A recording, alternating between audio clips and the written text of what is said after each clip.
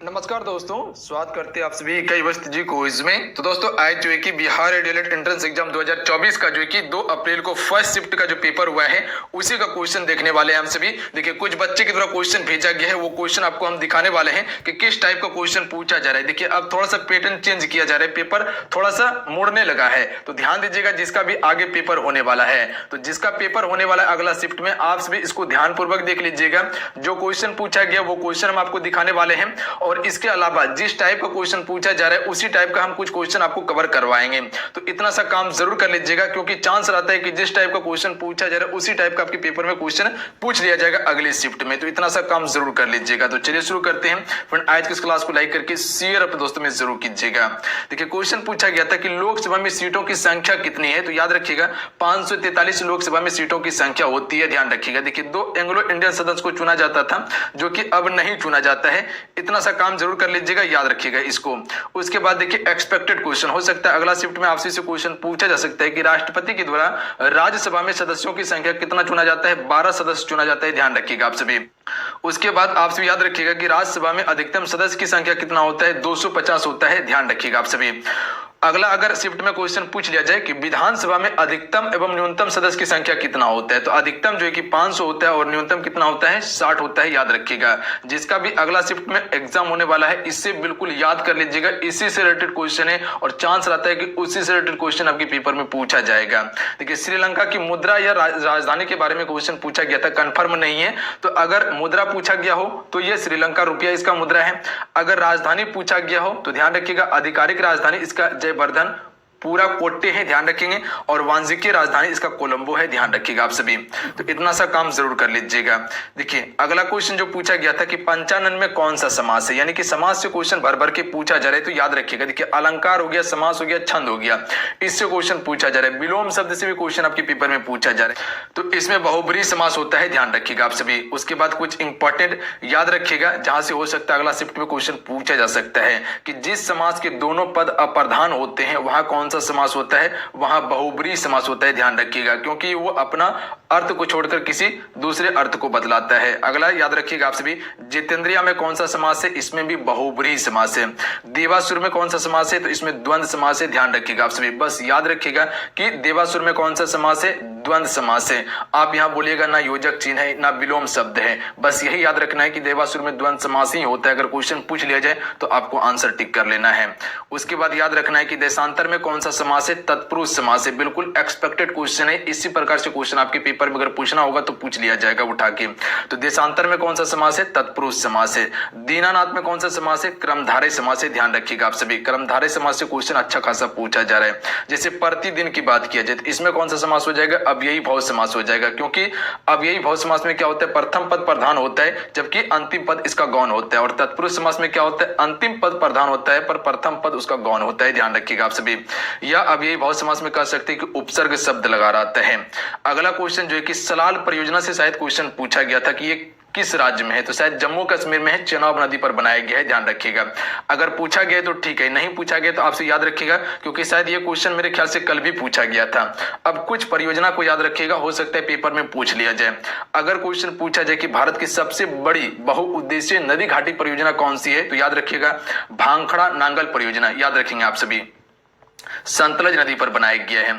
उसके बाद देख लीजिएगा मचकुंड परियोजना जो है ये किन 2 राज्यों की सम्मिलित परियोजना है, तो याद रखिएगा ये उड़ीसा और आंध्र प्रदेश की सम्मिलित परियोजना है, याद रहेगा, याद कर लीजिएगा।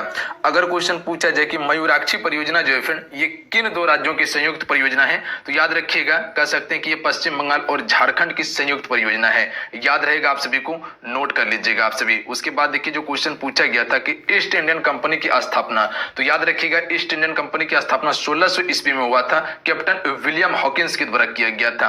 अच्छा यही अगर क्वेश्चन आपसे पूछ लिया जाए कि भारत और यूरोप के बीच समुद्री मार्गों की खोज किसके द्वारा किया गया था, तो वास्को डी गामा के द्वारा 1498 में किया गया था। इसको याद रखिएगा आप सभी, हो सकता है क्वेश्चन पेपर में पूछा जा सकता है अगला शिफ्ट में। अगला क्वेश्चन याद रखिएगा जो क्वेश्चन पूछा गया था कि बॉक्साइट किसका एस्क है, तो ध्यान रखिएगा ये एल्युमिनियम का एस्क है। देखिए फ्रेंड आपसे क्लासेस को लाइक जरूर कीजिएगा जितने भी जुड़े हुए हैं, इतना सा काम जरूर कर दीजिएगा। देखिए कोशिश करते हैं कि बिल्कुल बिल्कुल एक्यूरेट चीजें आपको प्रोवाइड किया जाए, जो क्वेश्चन पूछा गया उसी पैटर्न का क्वेश्चन आपको कवर करवा दिया जाए ताकि आगे आपको मदद हो जाए इससे। तो इतना सा काम जरूर कीजिएगा, क्लास को लाइक कर दीजिएगा। और बाकी बात, आपका क्लासेस डेली चल रहा है। और देखिए आप सबको बताना चाहते हैं जो कुछ भी तैयारी नहीं कर पाए तो आप सब क्या कीजिएगा, चैनल पे जाइए, जितने भी क्लासेस हुआ है सारा हम प्लेलिस्ट बना दिए हैं, एक एक करके देख लीजिएगा। तो क्लासेस से ही आपको सारा प्रश्न देखने के लिए मिल जाएगा, क्योंकि ये सभी जो क्वेश्चन देख रहे हैं बिल्कुल क्लास में आपको कवर करवाया गया और वहीं से क्वेश्चन पूछा जा रहा है। तो इतना सा काम जरूर कर लीजिएगा, प्लेलिस्ट वाला जाके क्लास को देख लीजिएगा। प्लस में डेली आपका 8 बजे सुबह लाइव क्लासेस चलता है, तो इस क्लास को डेली कवर कर लीजिए। और इसके अलावा एक काम कर सकते हैं आप सभी के लिए 149 रुपया में, मात्र 149 रुपया में, जहां पर आपको ई बुक, पीडीएफ, जितने भी नोट्स हैं और उसके बाद इंपॉर्टेंट जो क्लासेस है यानी कि वीडियो है, वो सारा चीज प्रोवाइड किया गया है। जिसको लगता है कि तैयारी नहीं हो पाया है, कहीं कसर है, तो आपसे जाइए अभी भी उसको ज्वाइन कर लीजिएगा और जितना चीज दिया गया उसको पढ़ लीजिएगा। तो करीब करीब आप सभी स्कोर कर लीजिएगा। ध्यान रखिएगा, अच्छा खासा आपका स्कोर हो जाएगा, क्योंकि जो पढ़ाया गया है हूबहू क्वेश्चन पूछा जा रहा है। लिंक डिस्क्रिप्शन में दिया हुआ एप्लीकेशन का, जाके ज्वाइन कर लीजिएगा, एप्लीकेशन को डाउनलोड करके, अन्यथा डायरेक्ट प्ले स्टोर से जाइए, डाउनलोड कीजिएगा युवा शक्ति जीके क्विज सर्च करके और जाके ज्वाइन कर लीजिए। देखिए क्वेश्चन पूछा गया था कि बॉक्साइट किसका एस्क है, एल्युमिनियम का एस्क है। देखिए कुछ अब एस्क को याद रखिएगा जहां से क्वेश्चन पूछा जाता है। देखिए हेमेटाइट और मैग्नेटाइट, ये किसका एस्क है, लोहा का एस्क है, ध्यान रखिएगा। कार्नेलाइट और सोरा जो है ये किसका एस्क है, पोटासियम का एस्क है। अगर टीन पायराइट्स की बात किया जाए तो ये किसका एस्क है, टीन का एस्क है, ध्यान रखिएगा। उसी प्रकार से अगर सिनेबार के बारे में पूछा जाए कि ये किसका एस्क है, पारा का एस्क है। डोलामाइट किसका एस्क है, तो मैग्नीशियम का एस्क है। फास्फोरस किसका एस्क है, तो फास्फोरस का ही एस्क है, ध्यान रखिएगा। इसे हम सिर्फ फास्फोराइट कहते हैं, सॉरी फास्फोराइट जो है कि फास्फोरस का एस्क है, याद रहेगा, आप सभी को याद कर लीजिएगा। उसके बाद देखिए बल का सूत्र पूछा गया है, तो बल का सूत्र होता है F बराबर ma होता है, ध्यान रखिएगा आप सभी। उसके बाद देखिए भौतिक विज्ञान से क्वेश्चन पूछा जा रहा है, सूत्र से संबंधित क्वेश्चन पूछा जा रहा है, ध्यान रखिएगा। सूत्र बेस्ड क्वेश्चन पूछा जा रहा है, यानी कि फार्मूला बेस्ड क्वेश्चन पूछा जा रहा है भौतिक विज्ञान में। उसके बाद देखिए रासायनिक विज्ञान से भी आपके पेपर में क्वेश्चन पूछा जा रहा है। हम थोड़ा सा क्या करेंगे, एक्सपेक्टेड क्वेश्चन आप सभी को कवर करवाने वाले हैं, जैसे कि फिजिक्स हो गया, भौतिक यानी कि भौतिक विज्ञान हो गया, रसायन विज्ञान हो गया, जीव विज्ञान हो गया, ये सभी का जो कि एक्सपेक्टेड क्वेश्चन हम आपको कवर करवाने वाले। तो तैयार रहिएगा, वीडियो जैसे आएगा उसको आप देख लीजिएगा। क्वेश्चन का पैटर्न थोड़ा सा चेंज हो रहा है, ध्यान रखिएगा, क्योंकि अब देखिएगा तो भौतिक विज्ञान का वेटेज थोड़ा बढ़ने लगा है ये सभी का, तो थोड़ा सा आपको टर्न करना होगा, ध्यान रखेंगे आप सभी। उसके बाद देखिए विद्युत बल्ब का फिलामेंट का गलनांक कितना होता है, तो यहाँ सबसे पहले ये याद रखिएगा कि विद्युत बल्ब का फिलामेंट जो बना होता है वो किसका बना होता है, टंगस्टन का बना होता है। ये भी क्वेश्चन आपके पेपर में पूछा जा सकता है। इसका गलनांक जो होता है वो 3400 डिग्री सेल्सियस होता है। देखिए ये क्वेश्चन जो है कि बच्चे की तरफ भेजा गया है, देखिए ना हम पेपर दिए नहीं आप पेपर दिए हैं अभी, पर जो क्वेश्चन बच्चे की तरफ भेजा गया है वही हम आपको बता रहे हैं। गलत चीज बताने का कोई उद्देश्य नहीं है, ध्यान रखिएगा आप सभी। जो हमें प्रोवाइड किया गया उसी के आधार पे सारा चीज बता रहे हैं, कितना सही है कितना सही नहीं है ये आपको पता होगा, ध्यान रखेंगे जो पेपर देने के लिए गए हैं। तो अगर एक्यूरेट सही है तो आपसे नीचे कमेंट करके जरूर बताइएगा। उसके बाद देखिए क्वेश्चन पूछा गया था कि बिहार लोकसभा में सीटों की संख्या कितनी है, तो 40 सीट है बिहार लोकसभा में। अगर वही बिहार राज्यसभा में बात किया जाए तो 16 सीट होता है, याद रखिएगा, एक्सपेक्टेड क्वेश्चन है, ध्यान रखिएगा, हो सकता है अगला शिफ्ट में क्वेश्चन पूछा जा सकता है। अब कुछ क्वेश्चन याद रखिएगा, बिहार का गठन कब हुआ था, 22 मार्च 1912 को हुआ था, इसीलिए 22 मार्च को हम सभी हर एक वर्ष बिहार दिवस मनाते हैं। इसी दिन जो है कि जल दिवस भी मनाए जाते हैं। बिहार की राजधानी कहाँ पे है, पटना में इसकी राजधानी है। जनसंख्या कितना है, 10,40,99,452 है 2011 जनगणना के अनुसार। क्षेत्रफल याद रखिएगा, क्षेत्रफल से संबंधित क्वेश्चन पूछा जाता है, 94,163 वर्ग किलोमीटर इसका क्षेत्रफल है।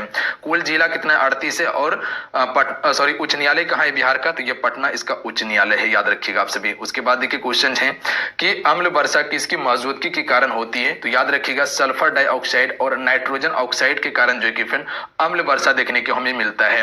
देखिए अम्ल वर्षा के कारण ही जो आप सभी ताजमहल देख रहे हैं उसमें क्या हो रहा है, उसमें पीला पड़ रहा है, ध्यान रखिएगा आप सभी।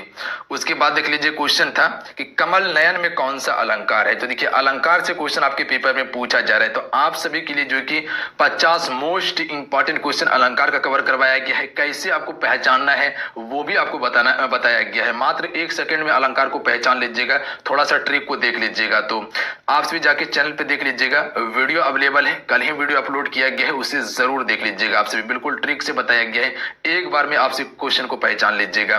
इसमें रूपक अलंकार है। उसके बाद देखिए प्रतिरोध का सूत्र पूछा गया था, तो प्रतिरोध का सूत्र होता है R बराबर V/I होता है, ध्यान रखेंगे आप सभी। चार्ल्स का नियम से संबंधित क्वेश्चन पूछा गया था, जैसे कि न्यूटन का शीतलन का नियम बताए थे आपको, चार्ल्स का नियम बताए थे आपको, क्या बताए थे कि नियम से संबंधित क्वेश्चन आपके पेपर में पूछा ही पूछा जाएगा, ध्यान रखिएगा आप सभी। उसके बाद देखिए क्वेश्चन पूछा गया था कि गौतम बुद्ध ने अपना पहला उपदेश कहाँ दिया था। इससे पहले क्वेश्चन पूछा गया था गौतम बुद्ध का जन्म कहाँ हुआ था, तो याद रखिएगा कल ही आपको बताए थे। इससे एक्सपेक्टेड क्वेश्चन देखिए क्वेश्चन पूछ लिया गया। सारनाथ में पहला उपदेश दिया था पाली भाषा में, ध्यान रखिएगा। जन्म कहाँ हुआ था, लुम्बिनी में हुआ था, याद रखिएगा। बचपन का नाम क्या था, सिद्धार्थ था। सबसे अधिक उपदेश कहाँ दिया था, श्रावस्ती में दिया था, याद रखिएगा आप सभी, याद रहेगा। ज्ञान की प्राप्ति कहाँ हुआ था, बोध गया में हुआ था, वैशाख पूर्णिमा की रात में बोधि वृक्ष के नीचे में निरंजना नदी के तट पर, याद रहेगा आप सभी को, याद कर लीजिएगा। अगला है कि सबसे अधिक वर्षा कहाँ होती है, कई बार क्वेश्चन बताएं, हुबहू उठा के क्वेश्चन पूछ लिया गया है। मानसीराम मेघालय में सबसे अधिक वर्षा होता है। जो भी बिल्कुल ध्यानपूर्वक क्लास किए होंगे तो आराम से प्रश्न बनाते होंगे आप सभी। मानसीराम मेघालय जो बताए थे कि आपको कह सकते कि सबसे अधिक वर्षा यहीं पर होता है, याद रखिएगा, जो पूर्वी भागों में है, यानी कि 7 वाहनों का ये हिस्सा हो, कह सकते हैं मेघालय है। उसके बाद नीति निर्देशक तत्व से संबंधित क्वेश्चन आपके पेपर में पूछा गया है, पर क्या पूछा गया ये कंफर्म नहीं है, ध्यान दीजिएगा। अगर नीति निर्देशक से संबंधित क्वेश्चन पूछ लिया गया है तो इसको याद रखिएगा, ये संविधान के भाग 4 में है, ध्यान रखिएगा आप सभी।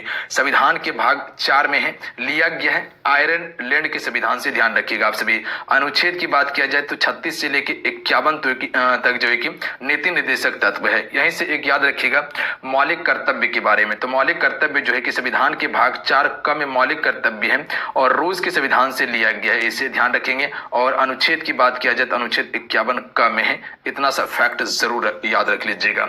मौलिक अधिकार भाग 3 में है, 12 से लेकर 35 तक। उसके बाद के क्वेश्चन पूछा गया था क्रोमोसोम की संख्या कितनी होती है, तो बताए थे आप सभी को कि मानव शरीर में क्रोमोसोम की संख्या 46 होती है, यानी कि 23 जोड़ा, ध्यान रखिएगा आप सभी, याद रहेगा। उसके बाद कान का सबसे भारी हिस्सा कौन सा होता है, तो आंतरिक कान होता है। उसके बाद देखिए विलोम शब्द से क्वेश्चन था कि स्थूल का विलोम क्या होगा, सूक्ष्म होगा।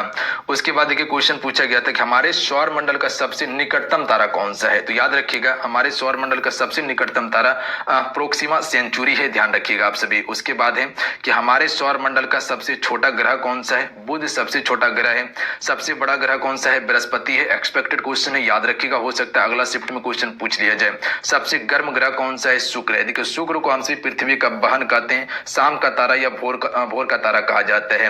पृथ्वी को हम सभी नीला ग्रह के नाम से जानते हैं। लाल ग्रह मंगल को कहा जाता है या मार्स ग्रह भी कहा जाता है उसे, जहां मीथेन की अधिकता है। उसके बाद देखिए व का उच्चारण स्थान पूछा गया है, तो दंत ओष्ठ से इसका व का उच्चारण होता है। जैसे कह सकते हैं कि क का उच्चारण कंठ से होता है, उसी प्रकार से व का उच्चारण जो होता है दंत ओठ से होता है, ध्यान रखेंगे। उसके बाद अलंकार से 2 से 3 क्वेश्चन हर पेपर में पूछा जा रहा है, हर शिफ्ट में। तो अलंकार तो आपके लिए इंपॉर्टेंट है, इसको पढ़ के जाइएगा, हर साल अलंकार से क्वेश्चन पूछा ही पूछा जा रहा है।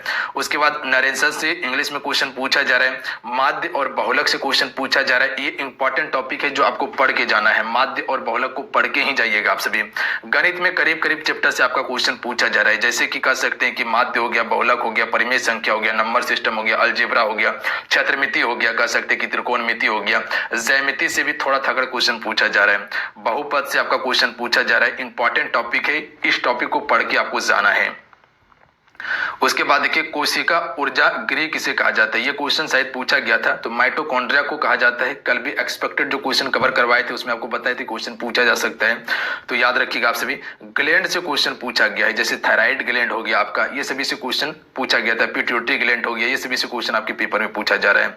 छंद से क्वेश्चन आपका पूछा जा रहा है। सबसे ज्यादा जो क्वेश्चन है वो अलंकार का वेटेज अच्छा खासा देखने को मिल रहा है, तो इसको ध्यान दे लीजिएगा एक बार हिंदी में। क्वेश्चन का लेवल कैसा है, तो ठीक ठाक ही लेवल है, इजी टू मॉडरेट क्वेश्चन है, आराम से पढ़े हैं तो बना लीजिएगा, कहीं कोई दिक्कत नहीं होगा।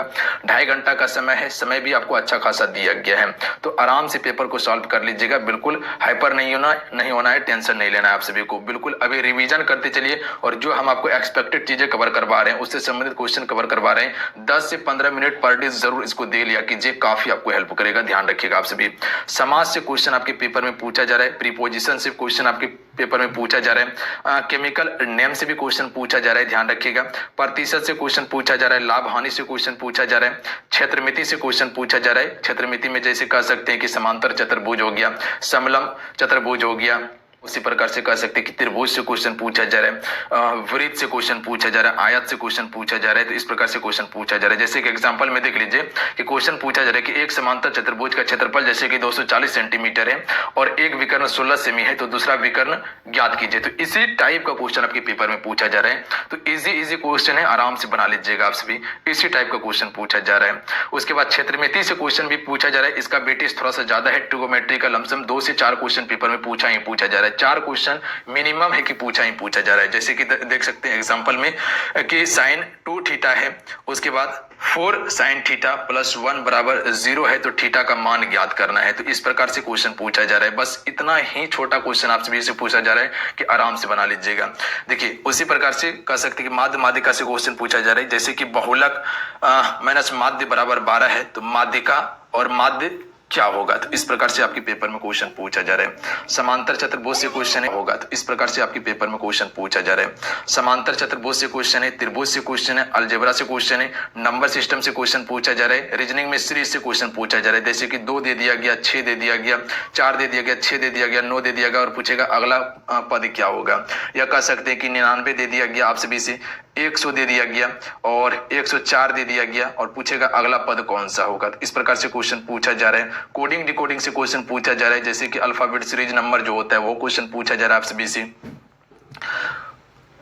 अलंकार से क्वेश्चन आपके पेपर में पूछा जा रहा है। साधारण ब्याज से क्वेश्चन है, चक्रवृद्धि ब्याज से भी क्वेश्चन है, टेंस से क्वेश्चन पूछा जा रहा है, प्रेजेंट टेंस हो गया, पास्ट टेंस हो गया, ये सभी से क्वेश्चन है। पदबंध से क्वेश्चन पूछा जा रहा है, एक्टिव वॉइस पैसिव वॉइस से भी क्वेश्चन है, फिलिंग इन द ब्लैंक से क्वेश्चन है। तो ये सभी टॉपिक से क्वेश्चन पूछा जा रहा है।